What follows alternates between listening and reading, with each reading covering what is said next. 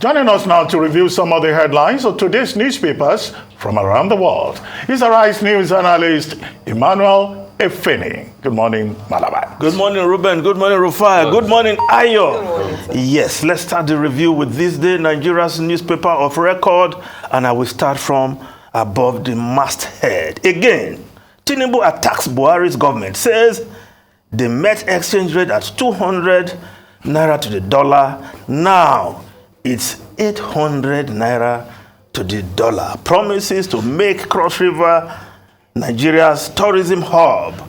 In Anambra, former Lagos governor slams Atiku Obi. I like Tinubu. Yes, I like his candor.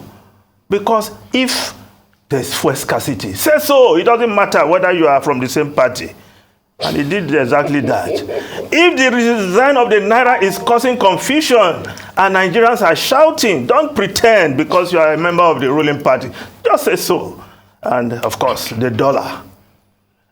Of course, what he has said is the truth. So you cannot fault him for that. And if you are saying, who are they that he's talking about? Of course, I will just take explanation from his own playbook. Is the powers that be. That's what he said in Abeokuta. Well, the campaign is on, and I hope somebody will not try to put a spin on this very clear statement. Of course, we had a soundbite earlier on this program where he made this statement. I just wonder what the handlers of Asiwaju will be saying, because some time ago, Asiwaju once said, they have asked me to stick to the script and don't veer off. But again, he cannot help himself when it comes to that. He has to say it as it is. Well, let's just look at other stories quickly. The lead story, cash swap. Old banknotes redeemable only at CBN after deadline, says Emefiele. Insists old 200 Naira, 500 Naira, 1,000 Naira no longer tenable after February 10. Pledges no Nigerian will lose their money. Seeks government support. Accuses commercial banks of breaking CBN's guideline. Reiterates EFCC, other security agencies working with Apex Bank on new Naira distribution monitoring. Lawmakers elated with CBN governor's explanation. Pass 1 trillion Naira ways and means loan request. Yes, CBN Governor Godwin Emefiele appeared at the House of Reps committee hearing yesterday. And of course, after all the threats of arrest, he showed up and he explained his absence, tendered an apology, and the apology was accepted. Now, his explanations, only CBN. You can only take your old notes to CBN after February 17. Now, if you still have your old notes at home at this time, you have an explanation to make. If by February 10 you are still keeping old notes at home, then you have some explanations to also make. So go to CBN and explain. Because I don't know why anybody should still be keeping old notes. If there's so much that you cannot take them at once, you are taking them in tranches to the bank, then you have an explanation to make for converting your house into a bank vault. So I think CBN is spot on this. Yes, you can return your banknotes after that date, but you go to the CBN and deposit. I'm sure you fill some forms where you will make some explanation. So kudos to that. But the situation on the street for the ordinary Nigerians. Now, if you look at the Guardian newspaper, cash squeeze intensifies, stalls businesses, transactions. And of course, the New Telegraph, Naira redesign, no one will lose money after February 10, Emefiele. But the Punch newspaper is reporting new Naira racketeering, EFCC to raid Lagos, Kaduna, Port Harcourt currency hawkers. CBN bars multiple debit cards withdrawal, threatens stiffer sanctions. Emefiele meets reps, orders banks to accept old notes after deadline. Central bank stops old notes payout, but some banks are still paying, because when you get to the bank, you cannot get the new note. You just ask them, please just give me anything, let me go and do my shopping or transactions. Central bank, yes. Now, if you look at the front page, of course, you see queues from different cities: Abuja, Ogun State, and of course Lagos. These are queues of people waiting to use the ATMs to collect cash.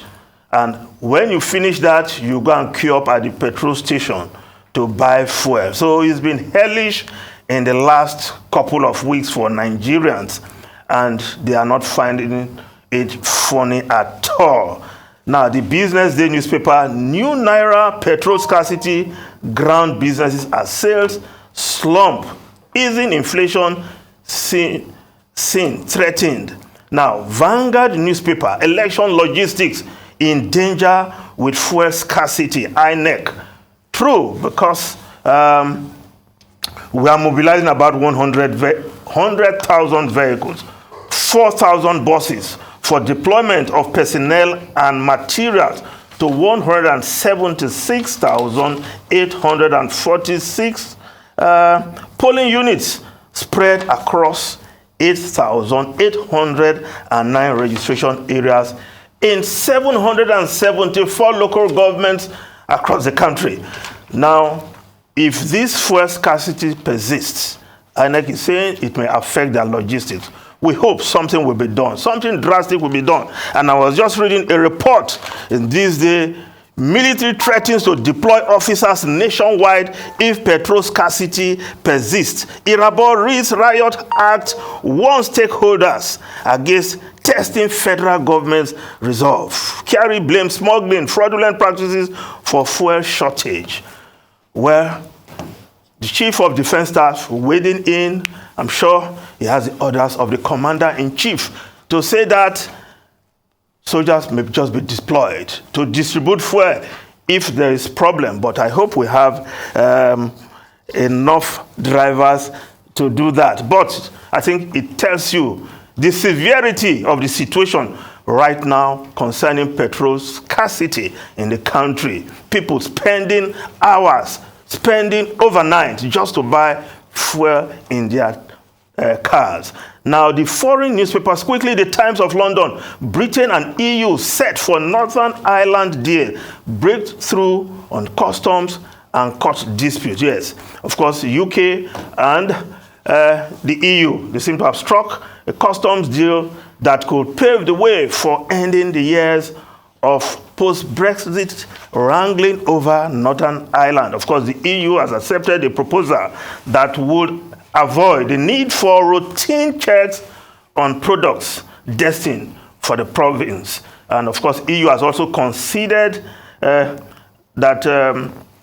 considered for the first time that the European Court of Justice could rule on issues only if a case were referred by the Northern Ireland.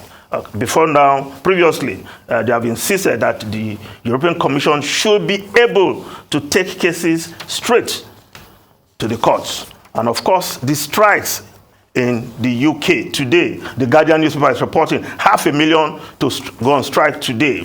Train workers, teachers, civil servants, all going on strike today. On that note, that is called Walkout Wednesday. Yes. In Britain. And of course, the interesting thing is that Gillian Keegan, the Education Secretary, is saying that any teacher that goes on strike must not be paid. 20,000 state schools are involved in this. When she says, don't pay them if they go on strike, I think that will sound very familiar. Yes. And then I don't know whether you congratulate Nigeria. We moved up in Transparency International Index, Corruption Index ranking. From 154, we are now 150 out of 184 with countries. With the same score as last year. Yes, but we moved up 4 rankings. Because others fair. Anyway, we don't want to congratulate your country. Don't talk down your country.